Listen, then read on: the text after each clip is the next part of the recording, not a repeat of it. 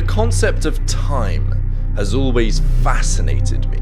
It's weird, it's always there, everybody knows about it, time is always ticking, and yet we never give it any thought, we never study the topic of time, which is ridiculous, because time is everything. Time is all that we have, no matter what you want to achieve. If you want to build a great body, if you want to be proud of yourself, or you want to have a colossal business, all of those things can only be achieved through a wise use of time. The results you get in life, whether they're positive results or negative results, all come down to how you spend your time. It's all that we have, and as Seneca said, it is not that we have a short time to live, but that we are wasteful of it. And if you can start using your time wisely, I genuinely believe that you can start navigating reality to start getting the things that you've always dreamed of. I genuinely believe it's possible. It just comes down to how you spend your time. And this is a topic that's fascinated me. It's fascinated me so much. I researched this. I've even purchased the domain timetheory.com. It's a fascinating concept. And there's a few fundamental laws of the universe that comes to navigating reality and using your time wisely. And it's these laws that I collect, and I've put all that I know into the procrastination program, which gives you everything you need to know to use your time wisely. And in this video, I want to share with you a few of those fundamental laws of reality that, when really believed in and implemented, you can start using your time wisely and getting the things that you've dreamed of and actually start making long-term change. Imagine you're Usain Bolt, and your dream ever since you were a child was to run the 100 meters and beat everybody else and get the world record. Now imagine this, and you're going about this training, you're changing your form, you're trying out new running techniques, you're trying to improve and improve and improve, but not once do you ever time how long it's taking you to run the 100 meters.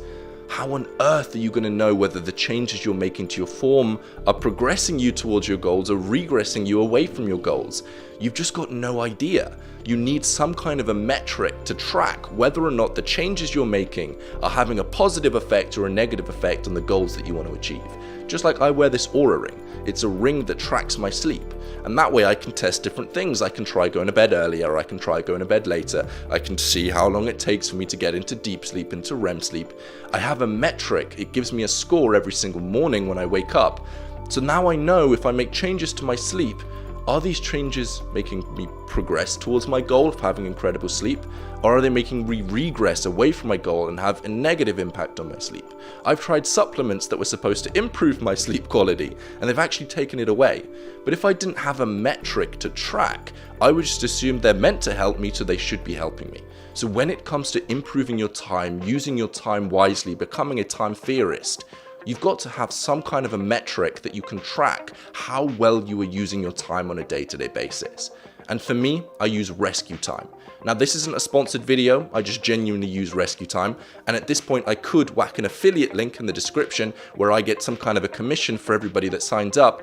I just recommend you use the free version. It has all the features you need, it's completely free forever, and that way you're going to have a very clear metric of how you're using your time.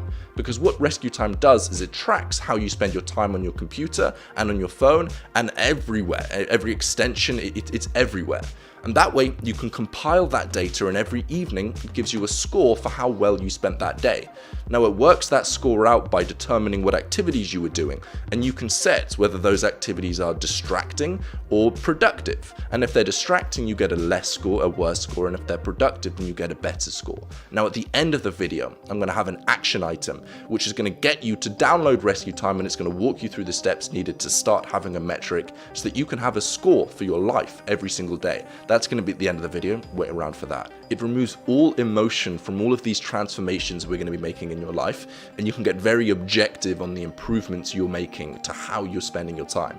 And remember, the better you can spend your time, the better life that you can live. That's time theory. And once we've got that metric for tracking where your time goes, now it's time to do the remove and the rebuild method. Now, this is also a method that can be applied to all different areas of your life, and that's when you know that it's a really poignant message, when it can be applied to multiple different genres of life, For example, the remove and rebuild method can be used on finances. So when I came to university, I removed all of my expenses. I wouldn't buy any coffee, I didn't have any monthly subscriptions, I would scrimp and save, and I would get all of the basics of all of the food. Literally, I wouldn't go on dates, but if I did go on a date, I would take them to somewhere free. I cut all expenses. I went to the extreme. I became the most frugal person ever. And then from there, I started to rebuild, and I started to reintroduce things and start spending money on things that genuinely made me happy. Instead of going about life just spending things that most other people spend money on, I cut everything back, and then I could slowly start to reintroduce things that were genuinely beneficial for me and genuinely worth the money. Intentionality is the key word here, intentionally bringing things into your life. And this is the second phase of the dopamine detox. Now it's time to start intentionally bringing things into your life, really weighing up the pros and the cons of each activity that you're doing. For example, Instagram.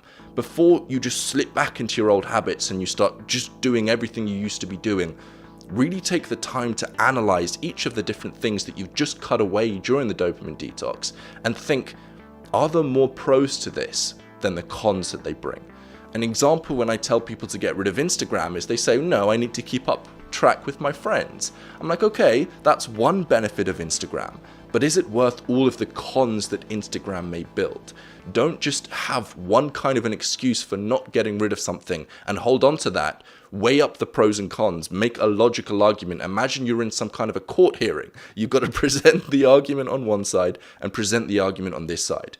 This is how you're able to ruthlessly eliminate negative things from your life and only start bringing in things that genuinely add value to your life, add meaning, add fulfillment, help you achieve your goals. This is living a life of intentionality. Every single thing that's in your environment and that's in your life is there for a purpose. And that is something truly special. But at this point, you've got to be very, very careful, because I've gone through this process of elimination before, and the number one pit hole that I see so many people fall into is that now you've removed so many different things, you've got so much spare time, and it's about how do we navigate this new reality where you have all of this spare time and you're not getting distracted by meaningless activities.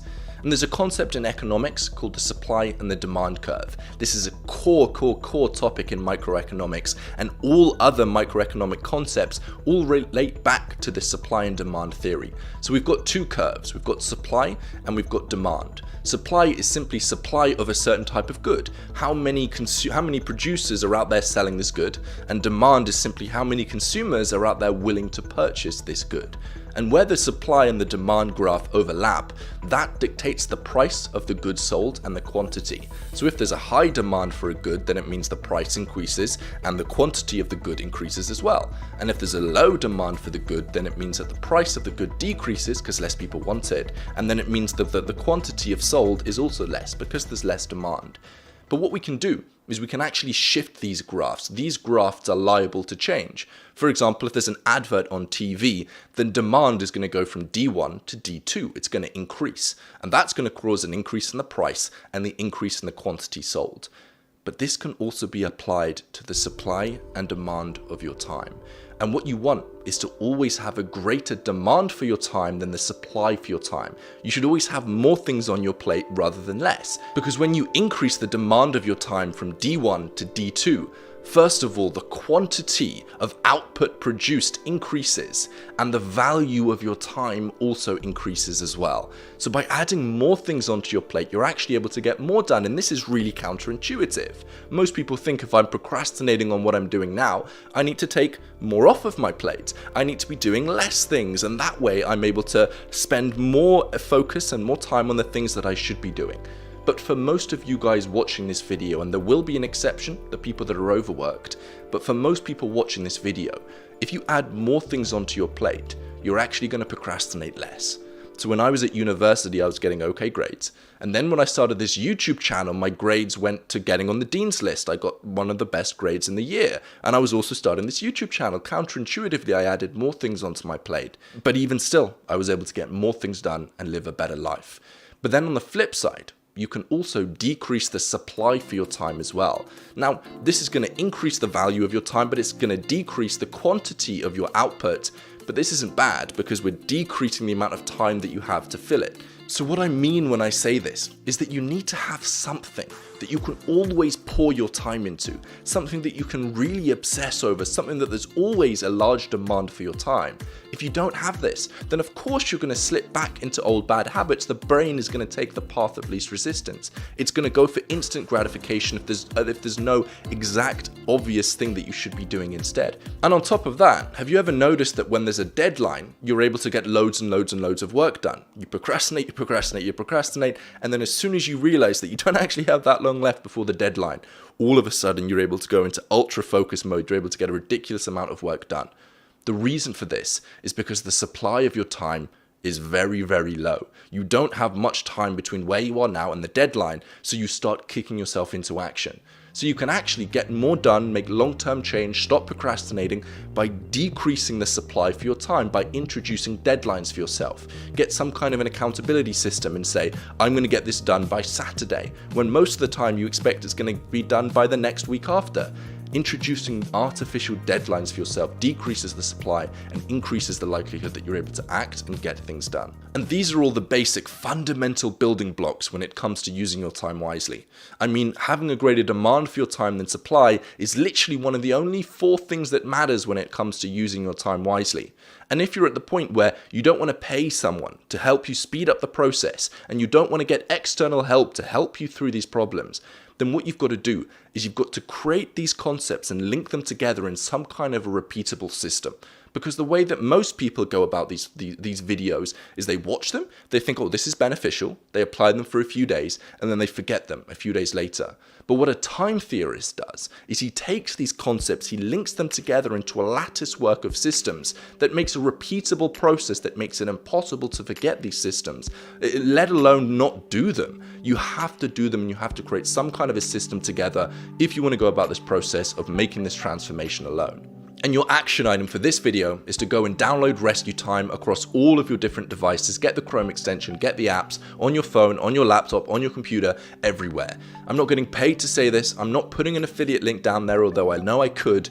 I want you to get the free version and just start letting that track where your time is going, because now you can be objective about where your time is going instead of subjective.